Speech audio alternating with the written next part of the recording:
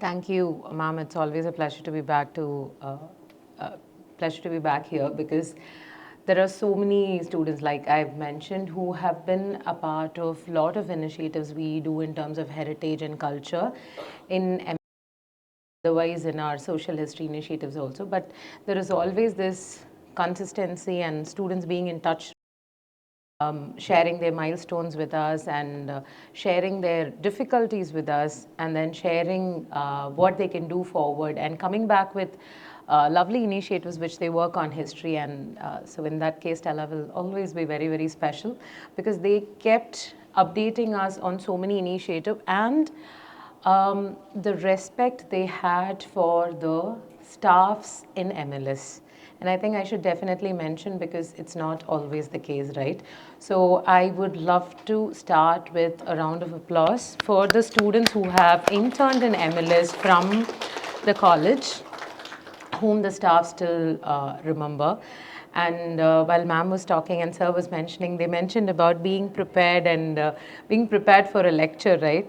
That is something which is like, I always check the audience and then I take the pulse, and whatever comes to my mind at that point, I just develop my lecture or my talk or my walks on the way. So today, being all of us are here, and I would just like to start before I start with the presentation.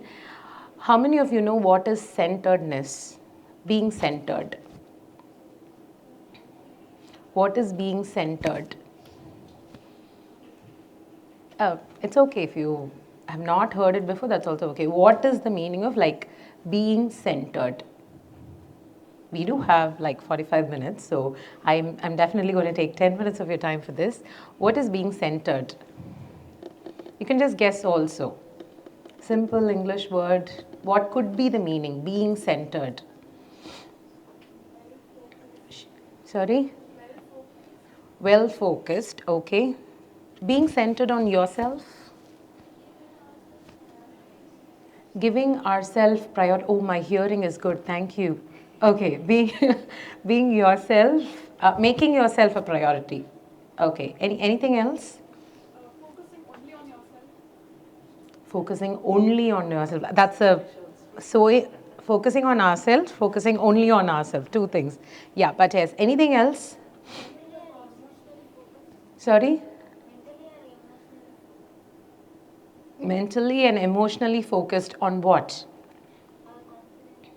Our confidence, ourselves, right? So I wanted to start with this because when you are centered on yourself, right? When you feel you know what you're doing, when you understand, you will never be able to point finger at someone and laugh. You will never ridicule somebody else. You will never ridicule somebody who gets on the stage. You will never laugh at somebody. You will never make someone feel little. You will never do that. Only when you're not centered, all these things will come into picture, right? And I think this is something we all should remember, not only for this particular seminar hall, the stage or college, anywhere. So that centeredness is very, very important, right? Because someone choosing to come on stage, someone choosing to address a gathering, someone choosing to take leadership, someone choosing to come on stage and sing, someone choosing to come on stage and dance, someone choosing to do comparing, someone choosing to take that space needs a lot of confidence, right? Needs a lot of push. But to smile at that, you don't need any of that. You just need some off-centeredness from you. So why did I start with that? Because this centeredness is not for others, it's for you, right? When you try to keep yourself in a position and then look at others in the same way. But centeredness is also something I heard very recently from a very, very dear friend, Dr. Deborah McCall. She's from the Bauhaus Design School. She has recreated the Bauhaus dance. If you're into design history, you would know the German Bauhaus school and how they were pioneers in design and all that. So she's 76, and she told me that like some 3 months back or 2 months back, why are you so confused? Why are you so distracted? Be centered. Do a physical exercise. Just listen to music which you like. Because when you do that, when you focus on yourself, and someone mentioned mentally and physically, you center yourself, then you become your priority, right? When you become your priority, everything around you will also look in a very, very different light. And I want you to remember that when you're on stage and off stage, both. So let's go to some lighter notes for today. So we'll start with this. For those of you who have heard me before, this is a common quote I always tell everybody. What you have inherited from your ancestors, earn it in order to possess it. So there was a different format, but when I know I'm speaking here again, I kind of changed a little bit of it. And thanks to Sir, he also helped me structure a bit of my presentation today. So next one. Did I show you this last time? No? Glad. What is the first thing that comes to your mind when you see this? Broken house. Is it a house? Okay, broken window. The wall. Oh, the wall is also. We have a bit of background music which is fun. Imagine making a tune out of it. I would if I were you, but still. See, thank you. So, broken wall, broken windows, colors. It's not from the mic because when we were there, see.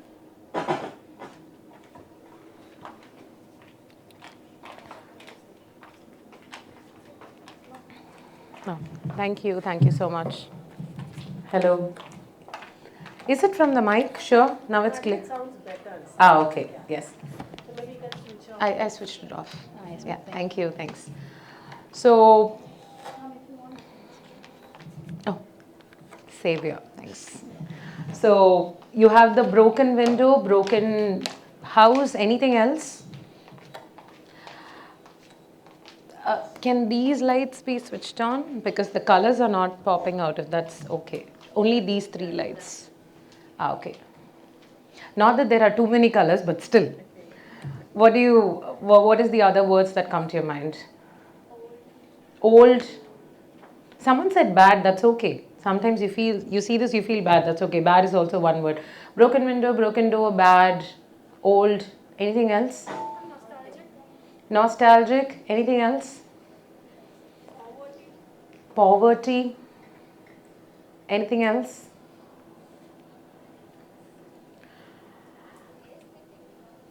Aesthetic. Creativity. Why creativity, if I may ask? They have closed it with whatever they have got, right? So you can say that's creativity, you can say that's jugaad, you can say like adapting, many other things, but that's a good observation. You can see an old fridge tray which they have used as a grill here. They've used a rattan of a door, of a chair somewhere, two different doors broken, one there, one here, and panes also. Do you think someone lives here? Oh yeah, but old maybe like grandma. I am getting that image. Good imagination, old lady. But again, okay. Anything else? A family of 8 lives here. It's not a broken or a dilapidated. I'm so happy someone didn't say dilapidated, bad, painful. Okay, but yeah, those are also relevant emotions to these pictures. But it's a well-living house, and this is not something which is very rare. Okay, you can see it in a lot of places in the city or around us. But the way we look at it, right? Either we look at it like, oh, this is so sad. Oh, this is like this. Or like, okay, let us put it in a position. How many of you can read Tamil or understand Tamil? I'll read it in Tamil, then I'll explain it in English as well. பலரும் திறந்த பலரும் உடைத்த பலரும் பழுது பார்த்த ஜன்னலில் தெருவும் வெளிச்சமும் அப்படியே இருப்பதை கண்டு கொள்வோர் எவரோ. A broken window. I'm not literally translating it. So Mahadevan has written it beautifully in Tamil. I'm just trying to change it. A lot of people have opened the door, broken the door. A lot of people have tried to fix it, not always. But still, did you notice? You can look at the street and also the light from the window, and that has not changed. Maybe the amount of light that comes in, maybe the amount of view that comes in has changed, but it is still there. So now let me go. Do I do this for back? Okay, yes. So this is something we see. This is something someone has done, right?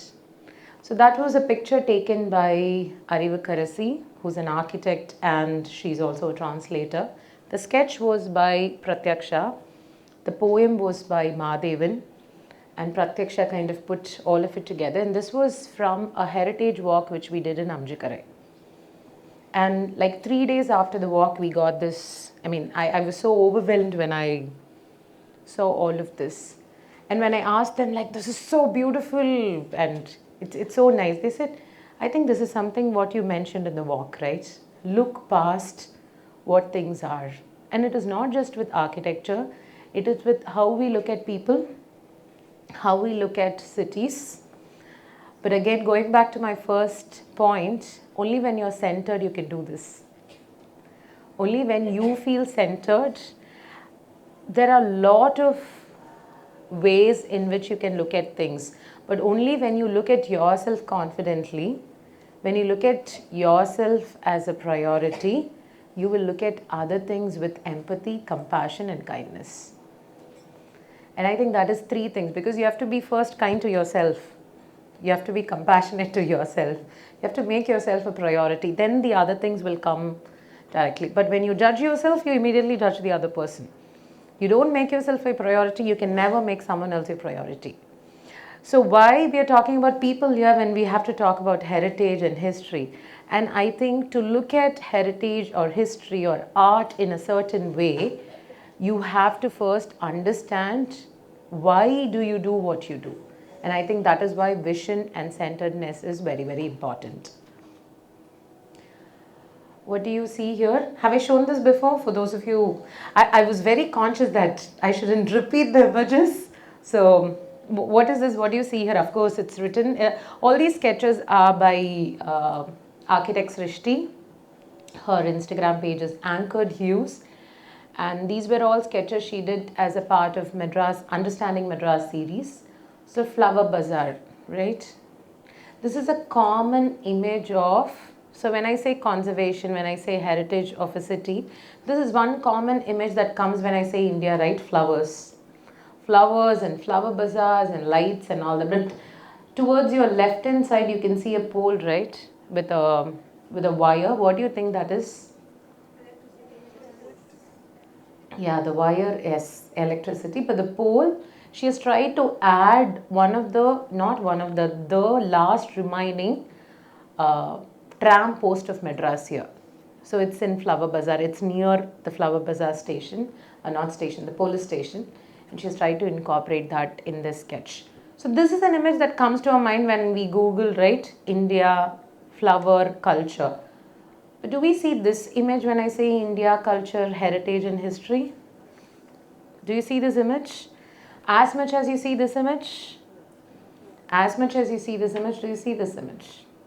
Let me go back again. When I say culture, history, India, arts, we see this a lot. Do we see this? What is she selling? Is she selling just fish, or there is some storage boxes behind for something which is dried also? What is that? Yes. So, yeah, dried fish or karivad and all that. It is one of the things which is more exported than many other things we assume from Madras. One of the highest exports is karivad, right? Dried fish. But again, why representation is important in history? Like the window, like the people. Keep this in mind. This is the image which we will see again and again and again. But do we see this image? And I think this is a question. Rather than just telling you that these are the things to be done, I would like to put these questions I have, right? What do we have to do to change this? Or can we change this? Or should we change this? So there are so many layers to that. This was one of the, since all of you know the Amjikarai question earlier, the question is not going to be about Amjikarai. So which location is this? Saukapet? Paris? Someone said Mylapore, that's okay. There are few streets in Mylapore which looks like this, so that's okay.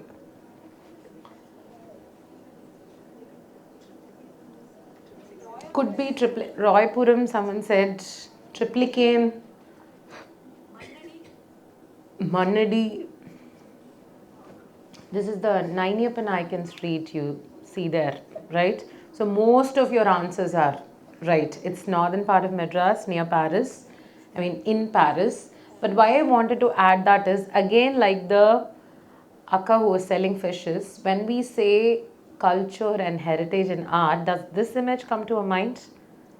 Or when you Google, does this image come to your mind? See, at one point in history, at one point in representation, India was represented as a land of snake charmers. Snake charmers, a land of snake charmers, right? At one point, it was like, okay, heavily decked up and people who are like full of jewels and all that. And it would just be mentioned in those postcards or texts that Indian woman, Indian, not even our the language we speak and all that. That is where narrative comes into picture. And as students of history, I think it is important to focus on the narrative. What are you reading? What is the kind of literature you're reading and who is writing the literature? Who's working on the literature and where does representation come into picture? So again, even if sometimes this is represented, is this represented or this as in the picture? Yeah.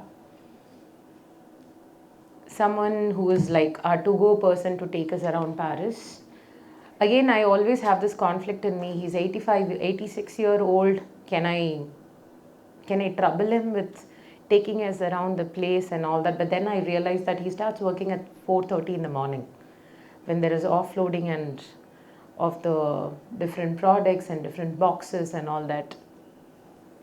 But then the question comes back, there are only 17 of them now. I remember March 2019, before the pandemic, there were some 52 of them. So how much things have changed? Has their lifestyle changed?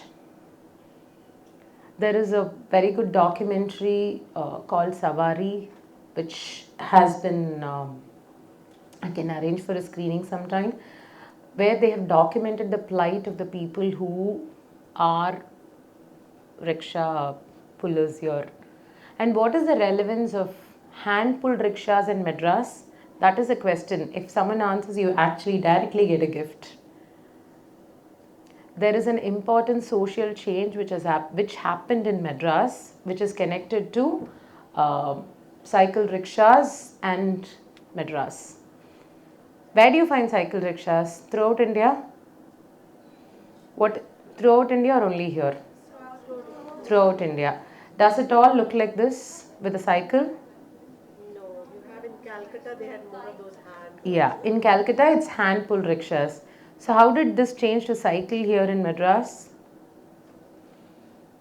Social justice movement, and they decided that the plight of one person pulling another person should stop, and overnight they changed all of that to cycle rickshaws. That happened here in Madras.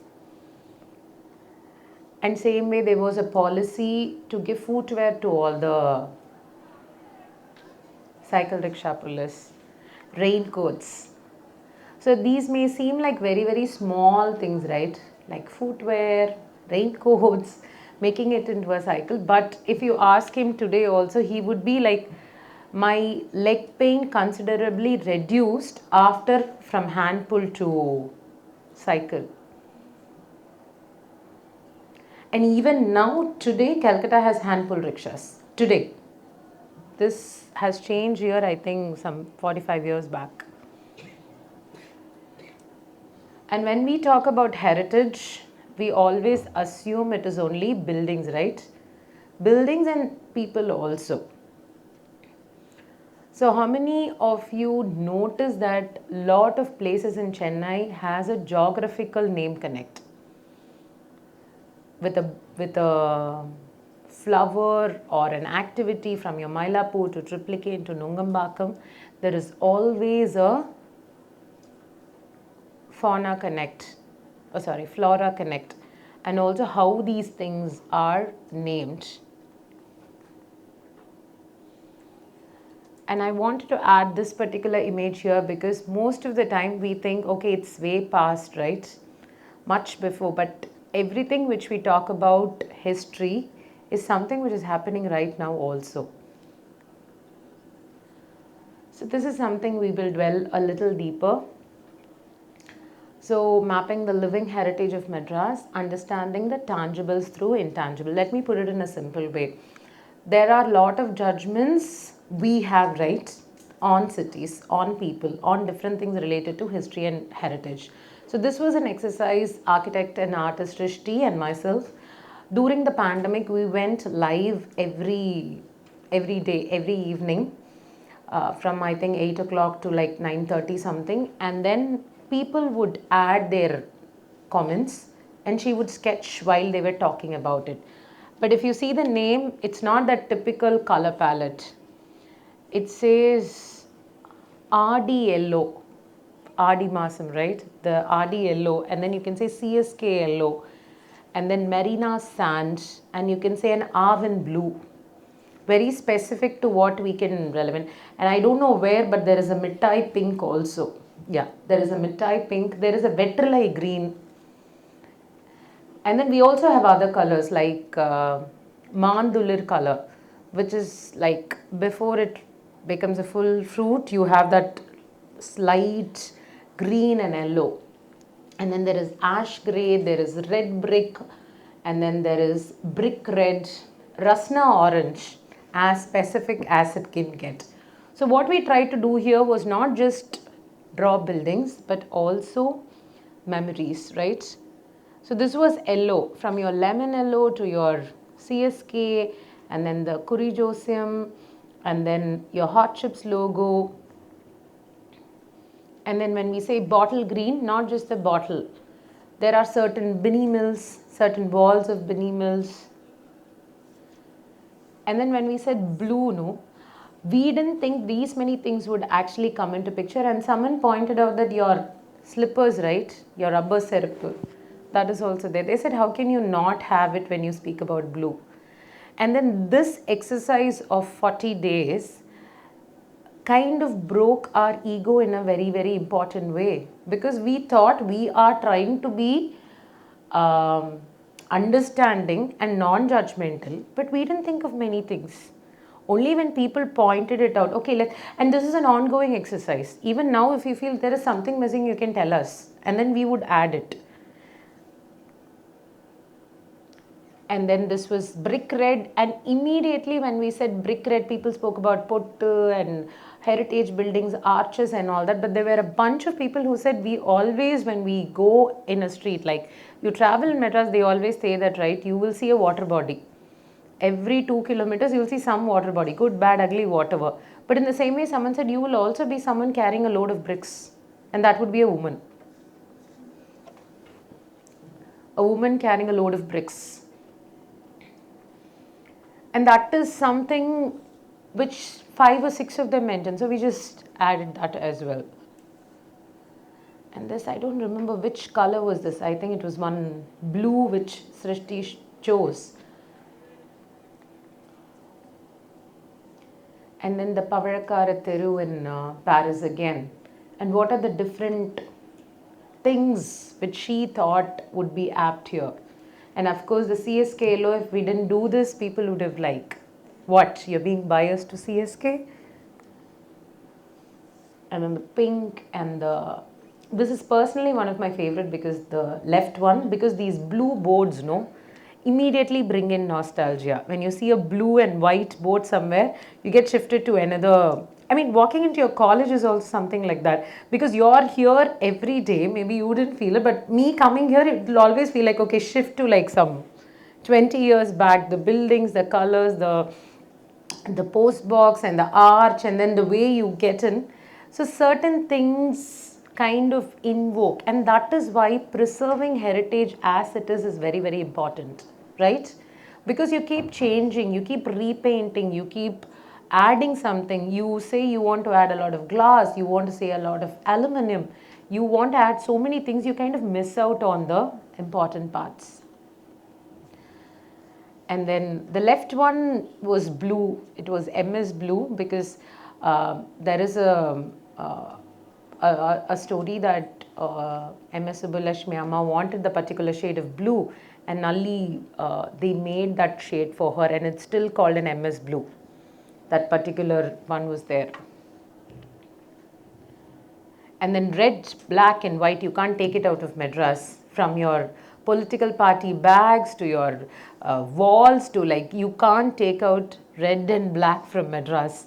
Many, many things, not just the political parties, also your brands, your police stations, your temples, your clocks, anything, your architecture, that is one color. So that one was like, while we were sketching, people were still adding so many things. So you can see that it's a very confused plan, and keep in mind that these were all sketches made in 40 minutes in, like, while people were talking. So she didn't have time to like move in and change things. And that was another one. Post box red, she called it. She said this red is different, that red is different. We don't have to combine it. And then black and white. And then that was rust orange. One of our participants suggested, how can you not talk about rust orange?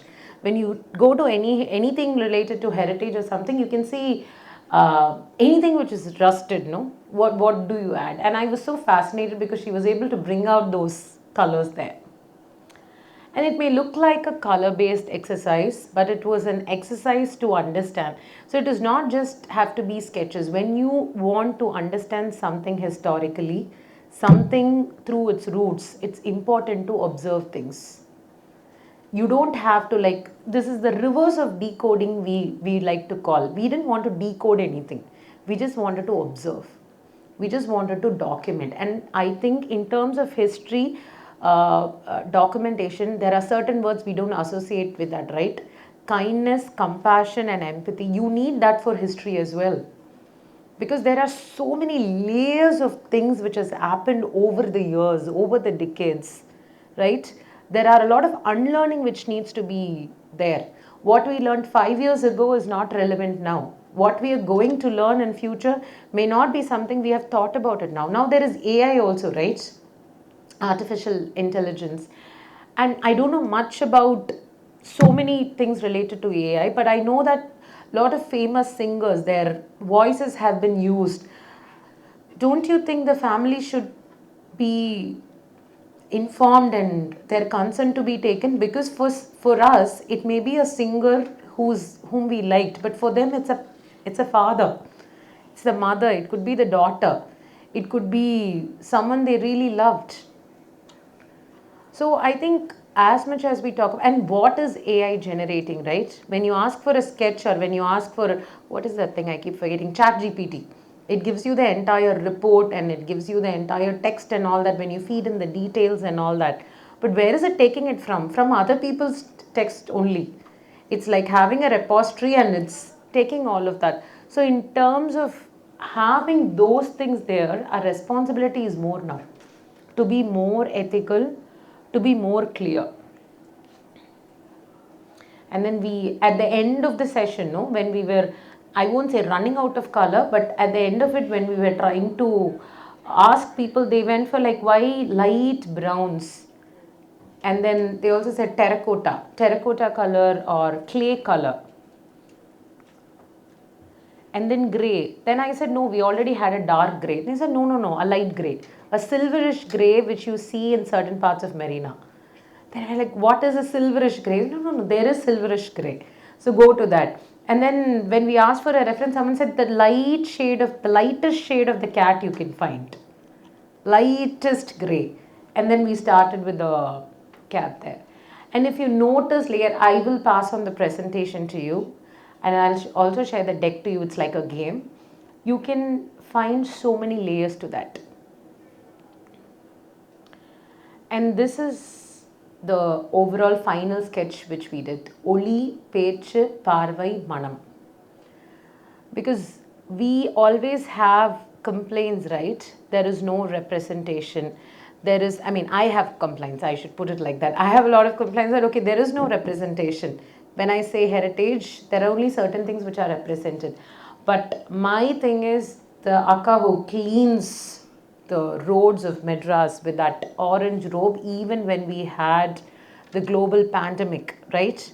Whom we also ridiculed online for keeping a lot of neem leaves. If you see, there were a lot of memes about them keeping neem leaves in their heads, and that was circulated widely, right? And people were just giving them the mic and like, oh, you believe that neem leaves would...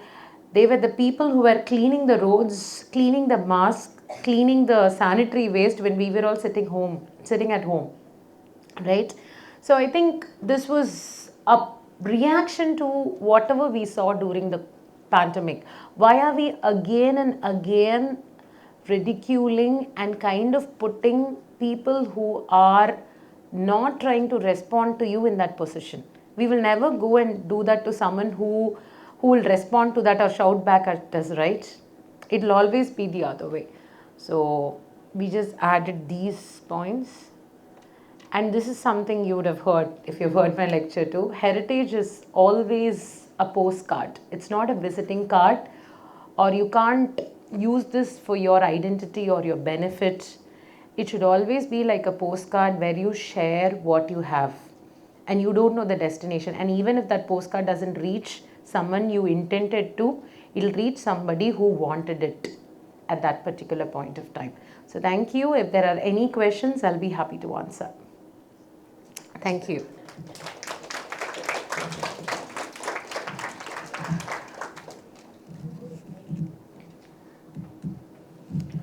So that was a very interesting take, Tripura. Thank you, ma'am. Where the whole city through the eyes of an artist. Thanks. And you were able to capture a lot of it, right? Thank you. I'll convey this to Srishti also. Yes. Any questions? Not just about this, about conservation, or if you have any questions for me, if not for the presentation also, I would be happy to answer. There are many students who are not aware of the work you do at MLS. So maybe you could tell them. Okay, so Madras Literary Society is, Madras Literary Society is a heritage library and a heritage society, and it's been functioning for the 200 plus year, and in this current building for the past 100 plus years. And it's a completely volunteer run initiative. We have events every Saturday. Like this Saturday we have 2 events. Morning we have Ashwin talking about his book on Mahabalipuram, how to look at Mahabalipuram, and in the evening from 4:30 to 5 we have historian Meenakshi talking about Sangagala Magalir. So she's talking about Sangam literature, talks about jewels and flowers and how women decked up and so many other things. But was it the only thing they were doing? So she's going to talk about those 2 topics. So we have events, and why do we do these events, initiative, volunteering, and all of that is to preserve our books, which is our priority. By books as in mean not the digital copies, because most of the books which are published now have digital copies as such. So our priority is the primary copies, the physical copies. So we have books from 1700s, we have few books from 1600s, and we try to keep it as a space for students, community and researchers to come in and have a discussion. And so we have a lot of people coming in to understand. So people can contribute time. That's the most precious thing. Other things later, but yeah, people can contribute their time in cataloging the books, segregating the books, and also offering your time in curating events. Maybe if you have some interesting research to share or some interesting event to share, you can do that as well. Sorry, I don't have the picture today. Since they were used to it, I didn't want to add it again. First years were not listening. Okay. Yes. Someday, yes. Any other questions? Sure. Yes, please.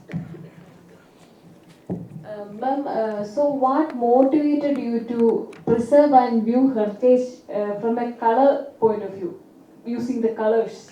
So Okay. that's a very fresh, for me it's very fresh Okay. concept. I think that's why I feel collaborations are very, very important because it's a very interesting. As much as I complain about social media and AI and all that, lot of my sir would know. Lot of my collaborators now at present are people I met in social media, in Instagram or some of them in Facebook. So during the second lockdown, I was just looking at art pages based in the city and anchored Hughes. I don't know, her name was Srishti, so she was just sketching live. She was sketching coconut trees. The screen was based on her. I've never seen her. I don't know her name. She was just sketching. There were two people live watching with her, but she kept talking and sketching as if it was a room full of audience, right? So she was just sketching, and then she was like, if people want to add something, you can tell me and all that. So I messaged her like, very good work, and of course the bio says, right, architect and artist. So I messaged her, and then 5 6 days after that, I was suggesting her that you're putting so much effort into this, and why can't we document city with your vision? I think that's how it started. It was not my idea entirely on colors. I said, why can't we document Madras via colors? Because colors and art is a way to get things to children. And my priority, I think, for the past 5 6 years has been talking about heritage, biases, and differences to children. And I think once it starts from there, it goes, right. So I felt colors was an important thing. So now we use this deck, like we give it to children and like tell them to write what all they see, and if they don't know, that's also okay. But so that's how it started. So I think collaborations are important, yeah. But in the same way, talking about social media, you have to be very clear on whom you follow, whom you for example, if you have a set of followers and you follow a page which is not doing ethical work, people may trust that page because of you, right? Because, oh, she shared it or he shared it and it may be good. So it's like a two-sided sword. Yeah. Any other questions? Sure. It's not a question, it's just a comment. Yes. I found your work and your speech very fascinating. Okay. And throughout the lecture, I was like completely enthralled. I was like, usually like taking notes and all, but I was so into your lecture, I did not even take my pen, lid off. It was a very nice lecture. That's all I wanted. Thank you. Thank you so much. Thank you.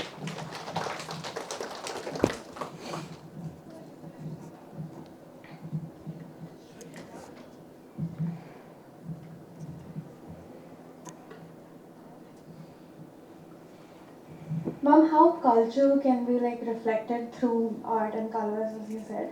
I think it can also be through sound. Like you walk around the city, the alleys, it's the sound of the bristles of the broom, and the bells and the temples.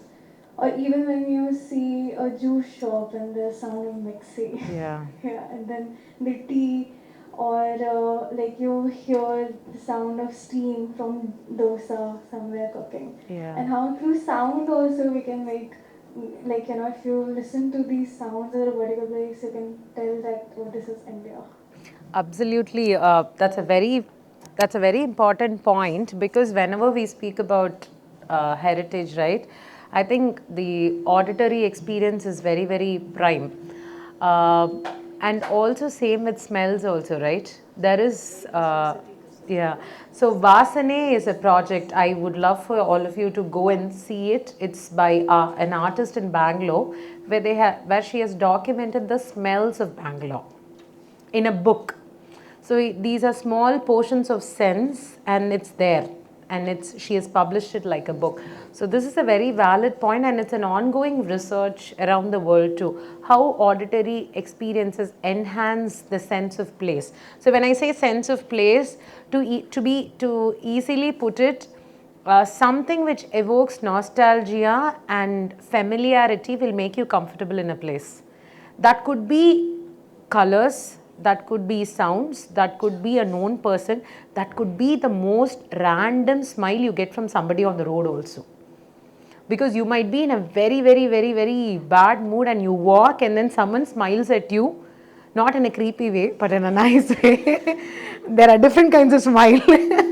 But then again, culturally also, no, here when we smile, right, when we smile, how do people respond? So you have to be very careful whom do you smile at. So but generally I always felt like when you are in some kind of mood and someone smiles at you, it completely lifts up. So while walking today, and then I saw ma'am and her daughter walking in front, and then that completely lifted my mood of, oh okay, I'm just walking, but then I had to walk today because I had that. So you pick up energy from people, right? I'm not talking about anything which is imaginary, not like that. By energy I mean the warmth you get from people, right? So I think this is a very interesting thing. But in Chennai, I think few people are working on the auditory senses. There is an auditory repository also where they have recorded some, it's called Sounds of Madras. Divakar sir has worked on it, where like they have 7 different sound pieces which will make you remember a few things. But the mixie was a good observation, right? So you go and suddenly hear a mixie, you feel like, okay, who is that making chutney or a juice or what? And the sound is also different, no? You know. And then for me, it's always that the dosa smell or anything, it will come with the sound. And I think that's an important thing, and I hope a lot of people work on these lines. Thank you. Thanks. Anyone else? That's all? Yes. You can sit, chill. Ma'am, she was talking about sounds, and I think one sound that I always associate only with Chennai is the garbage truck song that will be coming. Oh, yeah. Why am I not recollecting the song? Does somebody know the song? Oh, yeah. True. True. That's right. Like whenever you say train, right? Jaane wale agli gaadi 2 number platform. That's the only Hindi I know. So yeah. So yeah, that's very interesting, no? And also certain.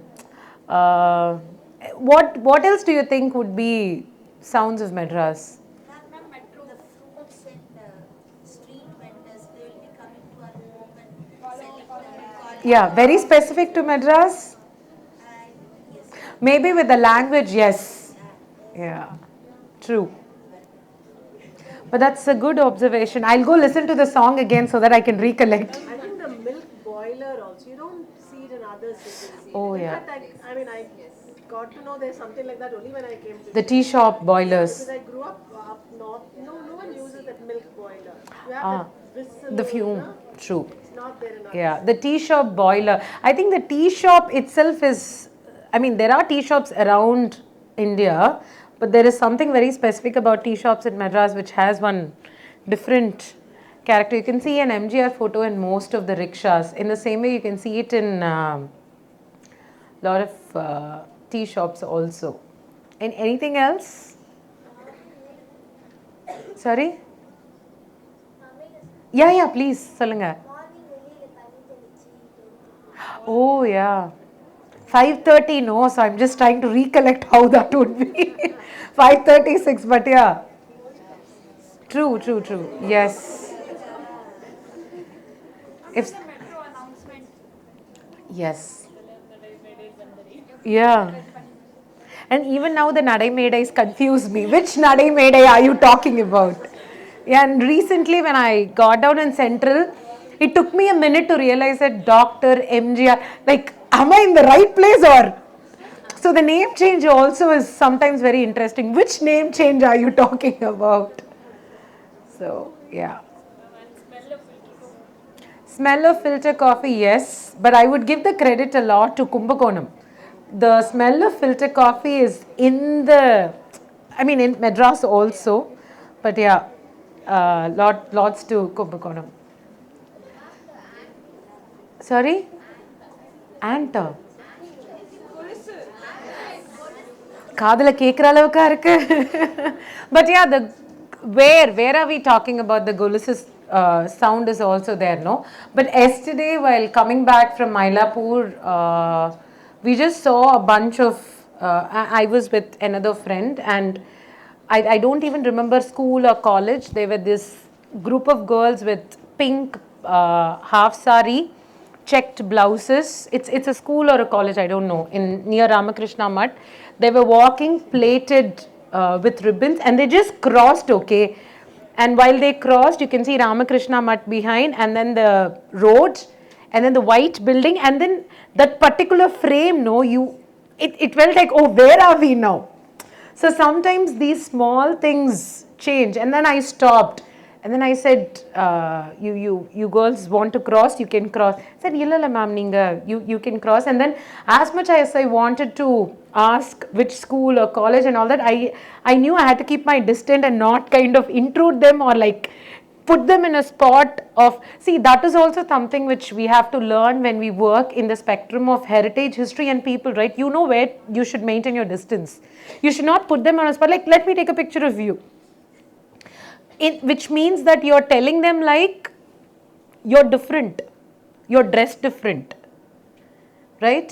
So that is something you have to learn. And when someone tells me what's the most difficult thing of being a social historian, I think the most difficult part is to maintain the distance, right? Because when you are a people's person and then you want to, you like to, I love talking. When you want to talk to people, when you want to know more things about it, but then you should not panic them or put them in a pedestal or a position where they don't do what they have to do, right? And I as a personal project, I document people, women who work in construction industry. So I constantly take pictures, and at one point I was more like, okay, let me take a picture. But then now I'm like, okay, let me first know them. Let me first know them and take, because what interested me was all of them wear shirts, right? And I think it's all of them are, all of us are would relate to that. They would wear a shirt. Why do you think they wear a shirt? You can say, yeah, because sari will move and all that. When did they start wearing a shirt? We've always seen them with the shirts. Yeah. I've always noticed. Because when I asked someone, they said even for kids like 2-3-year-old girl babies, they will be wearing a frock, but they will put a loose shirt. And what are we talking about here? It's not for dust, it's not for comfort. It is just that when we do our work, we don't want people to look at us like that, because they have to carry the load like this, right? So of course the sari will move. And they said, no, we don't want people to look at us like that. Whom did we put, who put them in that position? And it's not just one person or two person. Lot of them have mentioned that to me. But if you look at a woman only site, the entire dynamic changes. If a site has only women working, from cementing to plastering to everything, the entire vibe, you can see different kind of music. You can see them singing. You can see them like teasing each other. There won't be shirts. And I think when I wanted to do this as a project, I didn't know any of this. But when I wanted to know who's Meenakshi, who's Lakshmi, who's Parvati, who's Rani, these are the first 4 people I photographed. When I wanted to know who they were, then I knew all of that. I wanted to mention this because as much as I spoke about colors and documentation, history and heritage, you should also know your distance. What are your privileges? You're hearing me speak here and you're sitting here is also privilege, right? So acknowledging our privilege is important, but where are we using our privilege? Where are we using our privilege to make a change? Where are we distancing ourselves? Because earlier when people say, right, pass on the mic, pass the mic on. That is something I used to say also, but now I believe I don't have to pass the mic. I just have to create an atmosphere that everyone could talk, everyone could hear everybody else. It's not just about if I give the mic and like talk. I should create a safe environment for them to talk, for everybody to open up. And for that open up, I'll go back to my first point, being centered is important. Rather than complaining on somebody that you are very judgmental, understand that they have to be first centered to be open and non-judgmental. Because only when that happens, you open out your mind to everybody else. So any other questions? How us as students can contribute? How as students? Contribute. I think you can, there are so many history based grants, not just in Chennai, in so many different countries and states. You can apply for that. I'm mentioning about this grant because sometimes money is a very important um, determining factor for you to choose a career or a workshop or a career, right? So there are a lot of grants you can check and you can go and do internships. But by internship, I mean the minute you speak to somebody, the minute you talk, please talk about, there is nothing called a free internships. I'm talking about working on history and writing about it and all that, not about social organizations, but choose organizations which will financially contribute to your studies also. So check about all of that, and there are so many different, I'll probably send the link to ma'am and she can send, there are a list of organizations in Pondicherry, Chennai and Coimbatore who are doing a lot of work in this heritage and history spectrum. But if you have a project also, for example, if you want to auditory documentation of Madras, that could be a project you could work with somebody else working on the same spectrum too, right? So choose all those projects and try to contribute, and research and reading is very very important. But then keeping your mind open is the first thing. As students, I think that is the most important part of it. And also your reading, what are you reading literature wise? Read local authors, read native authors, read about people who are making socially impactful changes. I'm mentioning this because there are changes, there are socially impactful changes, right? By impact, I don't just mean positive changes. Some things could be negative also. So understand about all of that and be aware of initiatives. Not all important initiatives are in Instagram or Facebook. In fact, lot of people who do such important work in history and heritage, I have not seen them. I mean, they're still not there in Instagram, right? And if you find something in Instagram, revalidate or try to understand if it is a valid organization, if it is working and all that. And I think that is something I would like to emphasize on. Which organization you're associated to talks highly about the kind of work which you do also, because that's going to be in your CV, that's going to be in your bio. So make sure you check the credibility and credentials about use that for social media. Have they been written about and all that, and go in search of history. For example, if you ask me, if any of you interested in folklore or anthropology or folk anthropology, folklore studies, would you know someone called Saraswati Venugopal? Dr. Saraswati Venugopal, she's 84. She was the first folklore anthropologist in India. She's from Tamil Nadu. She still lives in Pondicherry. And she's written 17 different books. And she's not got even one award, right? So sometimes talking about people who have done all these initiatives itself is very, very important.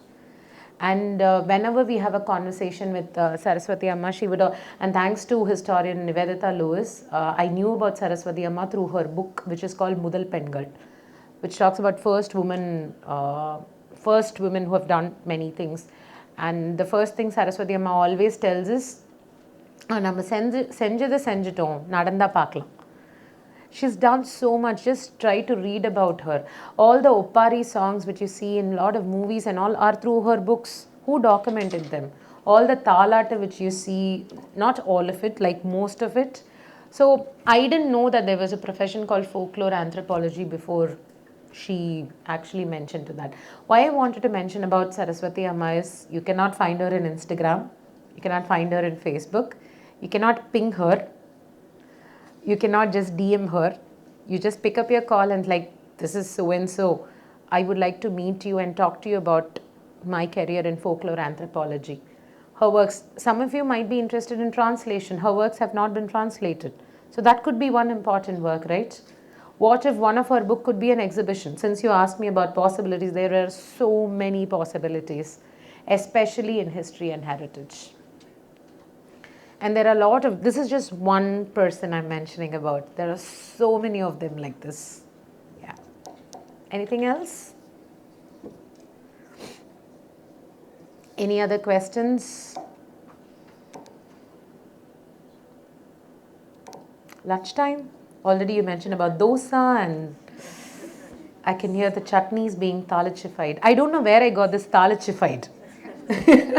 I don't even know what's the English equivalent for this.